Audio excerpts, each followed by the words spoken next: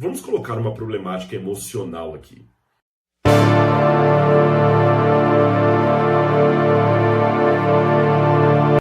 Do ponto de vista da comunicação divino-humana, a mensagem foi dada para esclarecer os tempos, a escatologia, para esclarecer a anjos ou a seres humanos?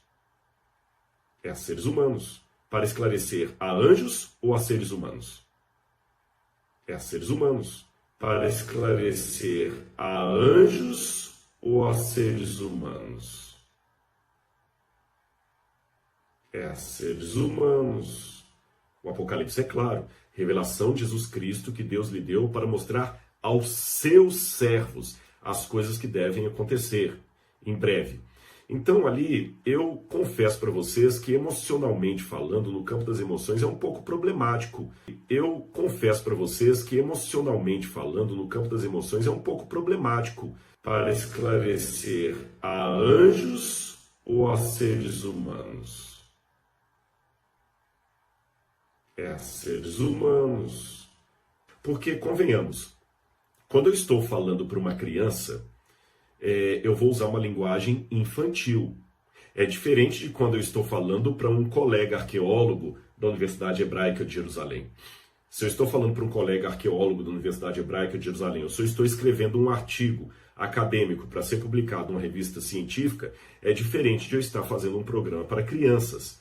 A minha linguagem, as minhas ilustrações, o meu vocabulário tem que mudar radicalmente para atender o destinatário da minha comunicação. Então, em outras palavras, se eu falar com crianças usando uma linguagem própria para colegas do mundo arqueológico, eu não vou atingir a criança, porque ela vai pensar com a cabeça de criança.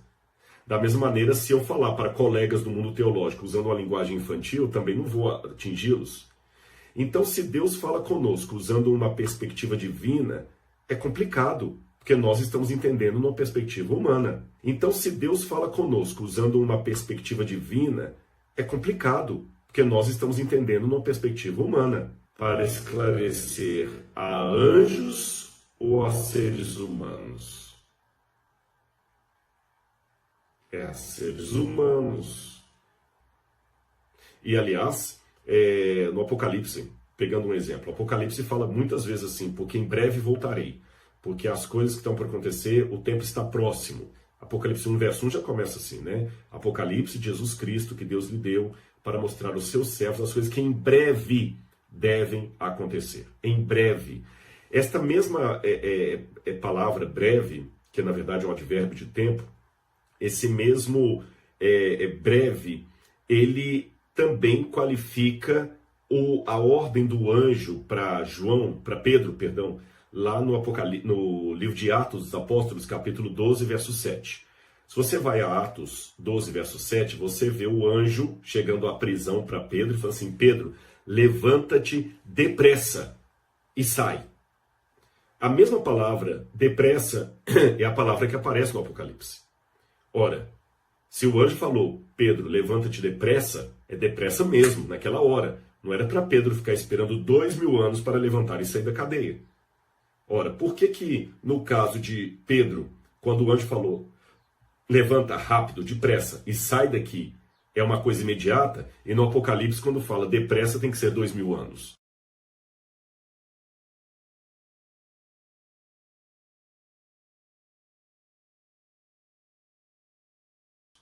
Fica complicado da gente entender isso aí. Fica complicado da gente entender isso aí. Mas é uma hipótese que alguns levantam também.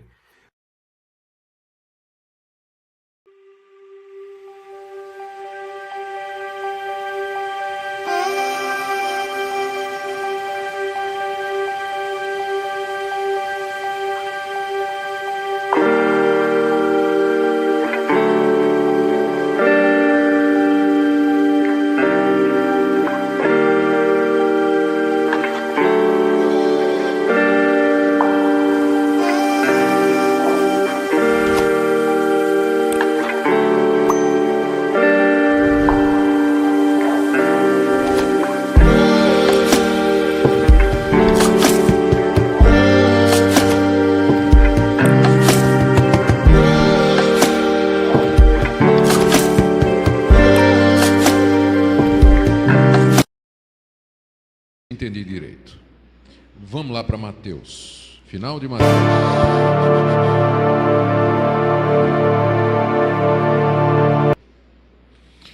Mateus 24, de 29 a 31.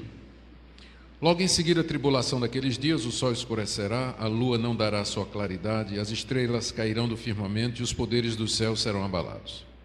Então aparecerá no céu o sinal do Filho do Homem, todos os povos da terra se levantarão e verão o Filho do Homem vindo sobre as nuvens do céu com poder e muita glória. E ele enviará os seus anjos com grande clangor de trombeta, os quais reunirão os seus escolhidos dos quatro ventos de uma a outra extremidade do céu. Eu entendi direito, você disse que isso aqui se cumpriu.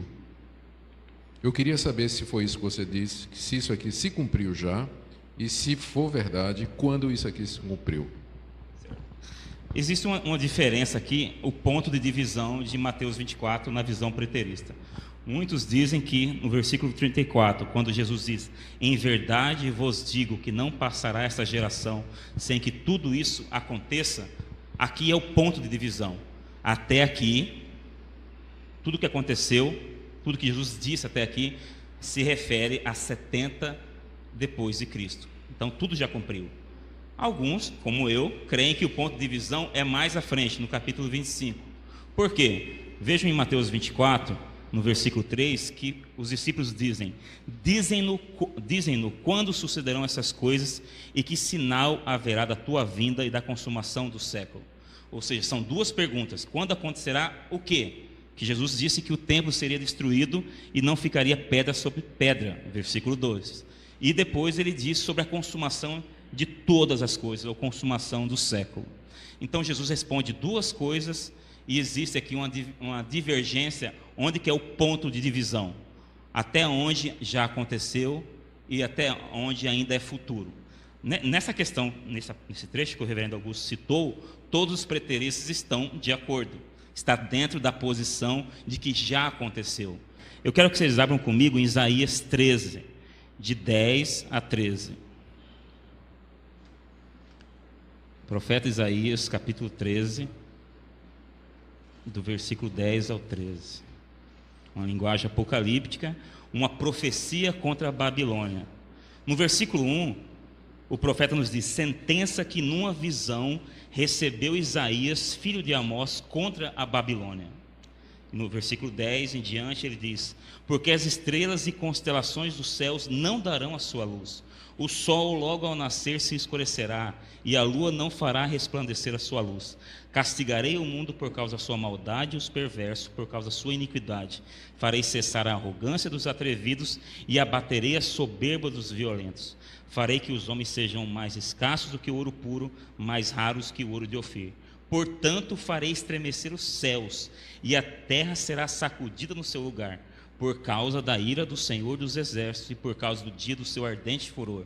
Essa profecia já aconteceu contra a Babilônia. Não aguarda um cumprimento futuro. Por exemplo, no versículo 31, quando é dito que Jesus enviará os seus anjos com grande clangor de trombeta, os quais reunirão os seus escolhidos. Na visão pré-milenistas ou dispensacionalistas, eles entendem que os anjos sairão por toda a terra recolhendo os eleitos. Eu entendo que aqui é uma referência à pregação do Evangelho. Os ministros do Evangelho são com frequência chamados de anjos, assim como acontece em Apocalipse 1. Então, eu creio que aqui está se referindo à pregação do Evangelho, ao ajuntamento dos eleitos de Deus mediante a pregação. Então, por mais que isso pareça estranho a vocês, eu creio que isso aqui aconteceu sim, e para mim um versículo que dá norte a nós é o 34. Em verdade vos digo que não passará esta geração. Não há como distorcer o sentido de essa geração. Jesus está falando a uma geração, e ele disse em outra passagem que alguns que estavam ali ouvindo não morreriam sem que todas essas coisas acontecessem. Então, ok. É isso mesmo. Então o senhor ouviu direito mesmo, ele falou. Eu ouvi direito, ele está Ouviu, dizendo que Cristo já voltou, apareceu no céu o sinal do Filho do Homem, todos os povos da terra se lamentaram, Cristo veio nas nuvens do céu com poder e glória, e os eleitos foram reunidos. Ele explicou que isso já aconteceu, eu ouvi. Ok.